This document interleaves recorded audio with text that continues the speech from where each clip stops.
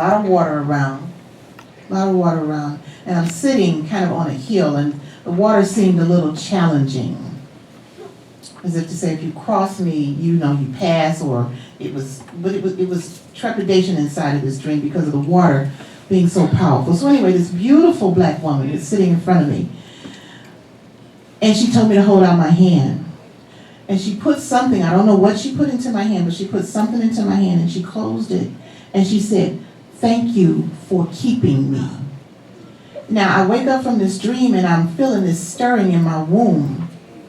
And immediately I got the connection. It was like my own self, my womb saying, "Thank you for holding on to me," because my entire adult life, young adult life, I was plagued with fibroids and heavy bleeding and just a number of things that could go wrong inside of the womb. I mean, 2 cesareans because of fibroids, myomectomy. And I recall the trauma that probably caused this, which was when I was 10 years old, I got my cycle. My mother thought that was way too early, but even at 10, I was bleeding for like 14 to 21 days. So she took me to a doctor, and he tried to do a vaginal exam on a 10-year-old. And that is when the trauma began. I am almost certain of that's when my womb just rejected that insertion because, she said I let out. I don't remember this. I must have stored it somewhere because the pain was just too great. So I'm saying that to say that the trauma that happens to us over a period of years, of whatever the case may be, whatever nature, whatever happened, we hold on to those things. And through what we do now collectively as women, which is try to heal and move this stuff on, is very powerful work. And if we can each one teach one, then that's what we need to do. So I've been put on this path of womb restoration. I would like to give honor to the 3 children that I aborted as a young woman, not knowing any better and thinking that this is the way to go, but I give honor to those children. And I've named those children, and I've even picked up on their personalities because I named those children. And in honoring and naming those children and accepting them along with my 2 living children, my womb got stronger.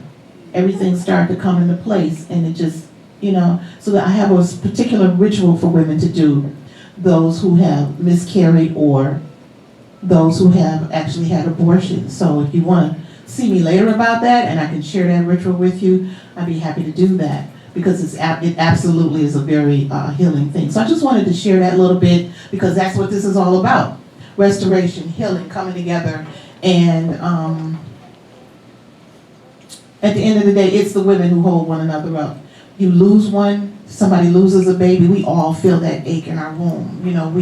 We're connected there. And a lot of you that are here understand the power plants. And you know that by taking the power plants, that connects us through the womb energy. That's the first thing that we connect to. And that womb energy connects us to the earth, which tells us that it's time to heal one another so that we can heal the earth, so that we can help heal these black men who are open to this experience. So just wanted to say those things. And I don't see my sister girls. Okay, so the first time we gave this event 4 years ago, it was standing room only. Women wanted to talk about their yonis. I guess they say that's old news now because they're not up in here wanting to talk about it. They done got healed. Right. So a lot of us are doing the same work in a different way. I wanted this to be a celebration though, and trying to, change the dynamic of it because womb work can be very deep and intense and sad, and it could be all those things. So I wanted to kind of bring a different energy to it by inviting, keynote speakers who are very powerful with their message, and maybe even lighten the energy with a comedian that's coming out of Houston, Texas, to just kind of make us laugh a little bit about our coochie cats, So we're here, we're going to enjoy, and I'm just going to bring on Rhonda or Full Moon, whoever wants to come up first, and